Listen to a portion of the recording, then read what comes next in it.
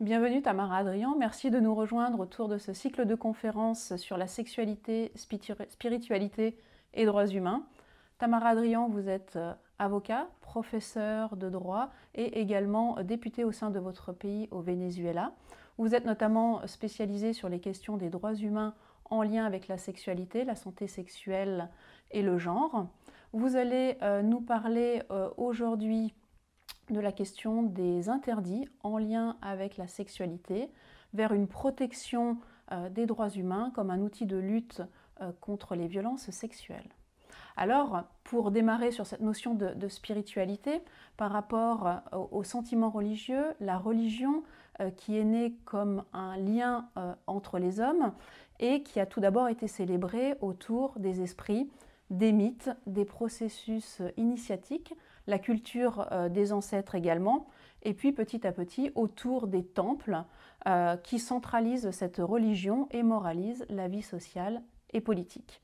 Donc à partir de cette impulsion religieuse, l'administration politique va publier petit à petit des codes de justice. Pouvez-vous nous décrire à partir de cela la place de la spiritualité dans l'élaboration des règles de conduite, des interdits afférents à la sexualité? Merci de cette opportunité. Je suis vraiment très contente d'être ici parmi vous et dans ces MOOC.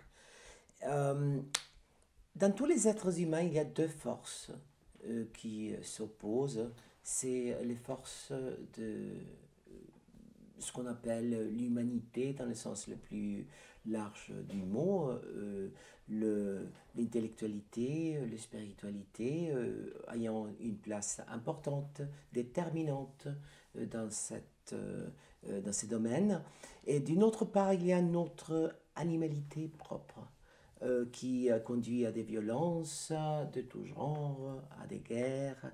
Et les violences sexuelles s'inscrivent surtout dans cet antagonisme entre les spiritualités ou l'intellectualité et l'animalité qui nous accompagne à tous les êtres humains.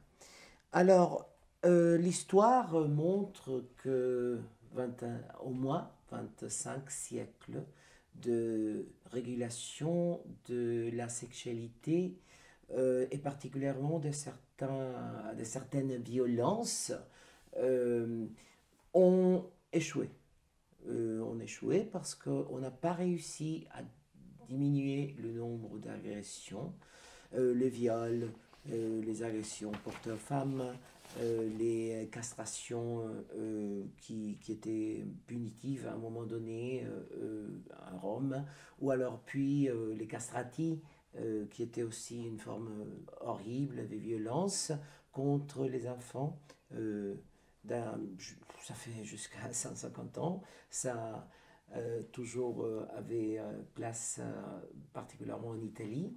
Et les autres formes de violence qui ont à voir avec des rapports non consentis entre des personnes, mais aussi la régularisation de toutes ces formes de violence qui conduisaient à punir. À Rome, par exemple, il y avait des délits comme le viol qui, d'ailleurs, portaient non seulement des viols aux femmes mais aux hommes. Et c'était une forme de violence qui était interdite, qui était punie et qui était punie par le déterrement. Et tout au long de ce temps-là, lorsqu'on arrivait par exemple à la fin de l'Empire romain, c'est là que l'instauration de la religion catholique comme la religion d'État pour Rome, et puis avec les Moyen-Âge, c'était la religion catholique, parce que pas la seule, bien sûr, c'est la religion musulmane, c'est la religion juive, qui prennent la place de déterminer avec qui, quand, de quelle manière, dans quelle position on peut avoir sexe et avec qui on ne peut pas et comment on ne peut pas. Et on ne peut pas par exemple, avoir un sexe violent, d'après les religions. Mais comme je disais au début, en fait, 25 siècles de régulation, soit pénale, soit religieuse, n'ont pas réussi à diminuer le nombre d'agressions, le nombre de violences contre les personnes.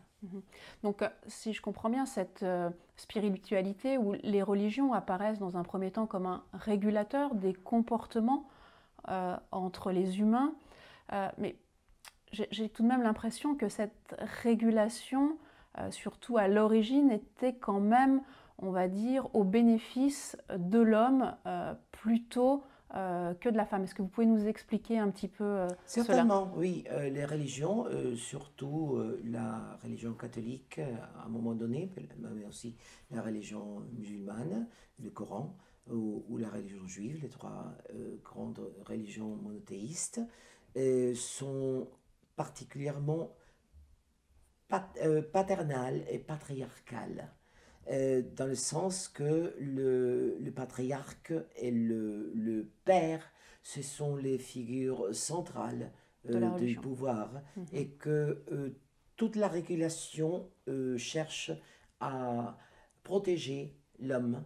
Mais si l'on voit l'histoire, par exemple, à Rome, il y avait aussi des régulations avant l'instauration de l'Église catholique comme Église d'État.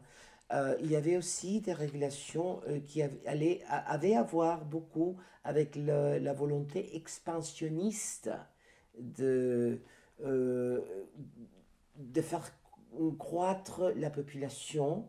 Et c'est pour ça, par exemple, qu'à Rome, pendant une certaine période, les célibataires étaient interdits. Le célibataire, en général, était interdit, et les personnes étaient obligées de se marier.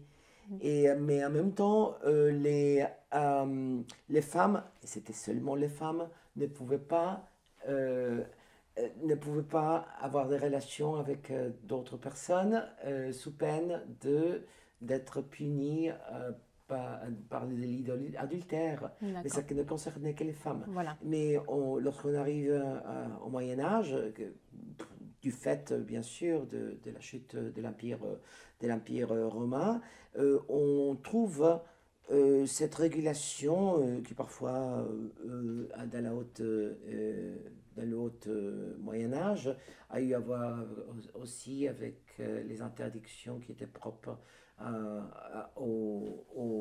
l'application des règles de l'Inquisition, mais qui visait d'une manière directe à protéger les hommes contre cette action infamante des femmes. Tout à fait. Donc, je vois que la religion protège le chef de la famille, donc l'homme, le chef de la famille, sur un fondement, on va dire, du patriarcat, mais également, petit à petit aussi, protéger sa famille, protéger son épouse contre le viol, protéger le mari contre l'adultère, mais aussi protéger les enfants contre l'inceste. Et petit à petit, ces règles qui sont issues des préceptes religieux et des préceptes moraux, eh bien, on va les retrouver petit à petit codifiés. Tout à fait. La morale des religions, la morale religieuse, s'est établie comme un code de conduite et a été aussi reprise par les lois pénales surtout, et qui étaient d'ailleurs pas très loin des lois religieuses. En même temps, ça reproduisait les mêmes préjugés, les mêmes idées qu'avaient les religions. Tout à fait. Et ça remonte même très loin, puisqu'on en retrouve en Mésopotamie avec le code, par exemple, d'Hammurabi. Exactement. Il y avait aussi des régulations du viol. Mais on voit que c'est toujours certains types de violences très précis. Mais par exemple, la violence portée aux femmes n'était pas considérée, c'était comme une violence punible. Et donc, parce que ça appartenait au milieu privé des gens. Tout à fait. Et comme ça c'est une affaire privée, Mhm. donc l'État ne se mêlait pas de ces Ces problèmes-là comportements. entre les conjoints. Parce que si la femme subissait une violence, c'était bien parce que elle le méritait. C'était l'idée qui était derrière toute cette protection à l'homme. Voilà. Encore. Protection de l'homme et protection de sa famille, mais pas protection des individus en tant que tels. Donc on commence à édicter un certain nombre d'interdits sexuels qui vont créer finalement des règles pénales qui vont aboutir sur de la pénalisation effectivement d'un certain nombre de comportements sexuels. Oui, mais ce qui me donne l'impression de plus en plus, c'est que euh, l'échec de ces règles pénales Mhm. est évident, ainsi que l'échec des règles religieuses. Du moment, par exemple, que on comprend que l'interdiction, par exemple, d'avoir des relations sexuelles hors du mariage, même pour l'interdiction du divorce, et de considérer que les deuxièmes mariages ou troisième, ce sont des concubinats. Pour les églises, par exemple l'Église catholique, on arrive à cette idée de ce que il y a une séparation à un moment donné, ça commence au 19e siècle, une séparation de plus en plus profonde entre les règles religieuses Mhm. qui demeurent pour l'essentiel les mêmes qui étaient au 8e, 9e siècle, après Jésus-Christ, et les règles civiles et pénales.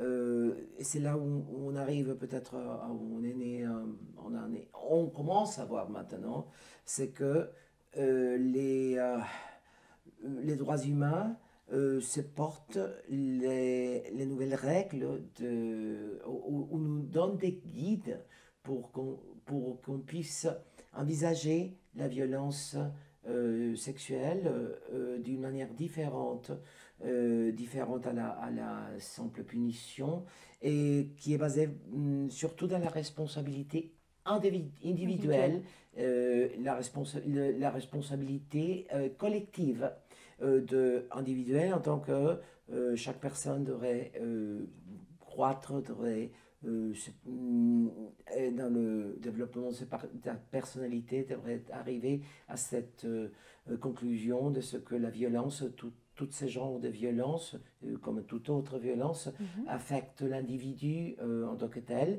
mais affectent la collectivité. Alors, si on pense aux droits humains, et les objectifs, par exemple, d'égalité De entre hommes et dignité. femmes, le libre consentement en Mhm. tant qu'élément déterminant de la manière dont on envisage la violence. On commence à comprendre mieux, par exemple, que l'Organisation mondiale de la santé est pratiquement révisé tous les chapitres F, où est-ce que c'était les chapitres F du catalogue des maladies, euh, afin de réviser ou d'éliminer certains de ces euh, maladies mentales, telles que le sadomaso et d'autres semblables, qui étaient, euh, pensons à Foucault sur ces points-là, qui étaient interdits par la voie de la médecine, c'est-à-dire l'utilisation de la médecine, et particulièrement la psychiatrisation comme un moyen Mhm. pour interdire Pour interdire aussi et contrôler. pour contrôler des comportements sexuels. Et c'est pas que, par exemple, le sadomaso a disparu complètement, mais le sadomaso n'est considéré une maladie que si porte atteinte à la vie ou à l'intégrité Ouais. physique de De l'autre l'autre personne personne. et n'est pas consentie. C'est ça. Tout tourne Et, autour alors de ce le consentement. consentement, Pouvez-vous nous expliquer un petit peu plus précisément quand sont apparus ces droits humains en lien avec la sexualité? c'est une question très importante parce que si bien cette année 2018, on va fêter le 70 anniversaire de la Déclaration des droits humains et pendant au moins 30 ans, peut-être 40 ans, l'idée de ce que les droits humains ne portaient pas sur la sexualité Mm. était très bien établie. Alors, on pensait que les droits humains ou la Déclaration universelle, c'était sur la liberté, L'égalité. c'est l'égalité, c'était sur la famille, mais que ça ne portait pas sur la sexualité. Et du coup, à la fin des années 80 ou au début des années 90 Oui. du siècle, du 20e siècle, on a commencé à envisager la sexualité humaine comme faisant partie de droits humains en général. Et une, euh, un élément aussi important a été l'adoption aussi de la déclaration du pacte des droits des femmes qui a porté, a mis sur la table toute une série d'éléments qui ont à voir plus ou moins avec la sexualité humaine aussi.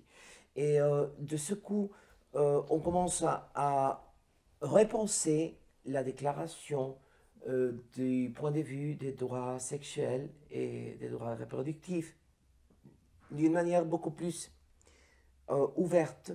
Et par exemple, les idées de droit à la famille, les idées d'égalité, les idées de libre développement de la personnalité, les idées qui étaient envisagées historiquement comme des questions merement, seulement politiques, Mhm. commencent à avoir une perspective plus humaine et bien sûr plus associée à la sexualité humaine. D'accord. Donc si je comprends bien, c'est finalement pouvoir transposer les droits humains qui restent, on va dire, généraux et universels et à les appliquer à la santé sexuelle ou à la sexualité. Par exemple, si on parle de consentement, de droit au mariage, bah, ça permet par exemple de protéger les enfants contre les mariages précoces, de protéger les femmes ou les enfants contre contre les violences sexuelles Ou protéger notamment. par exemple les femmes ou même les hommes contre les Tout mutilations à fait. génitales. Parce que si les droits humains sont universels et d'interprétation progressive, Mhm.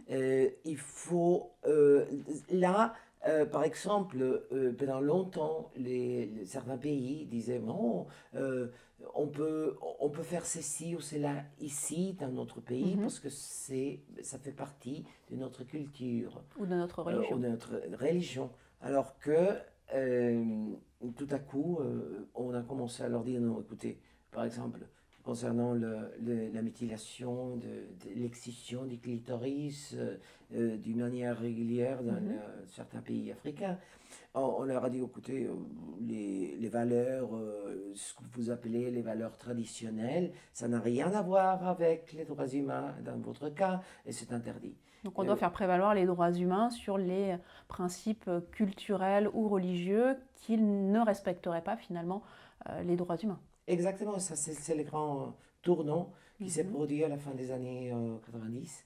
Et on commence à voir dans les décisions par exemple, euh, de la Cour européenne des droits de l'homme ou alors du tribunal, de certains tribunaux de justice, des cours constitutionnels, on commence à voir comment les langages changent.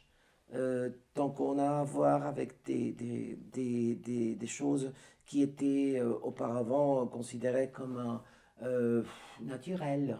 Parce que c'est terrible à dire, mais un certain nombre de violences étaient considérées absolument naturelles. Par exemple, tu parlais auparavant du mariage forcé des Mhm. filles. Précoce, C'était forcée. considéré naturel parce que, bon, c'est notre culture qui conduit à ceci ou à cela. Alors, maintenant, on comprend très bien que ces mariages forcés sont complètement contre les droits humains. Mhm. Alors, on commence à les interdire plus, euh, beaucoup plus ouvertement et on commence à dire aux pays qui maintiennent ce genre de pratiques qu'elles sont contraires aux droits humains. D'accord.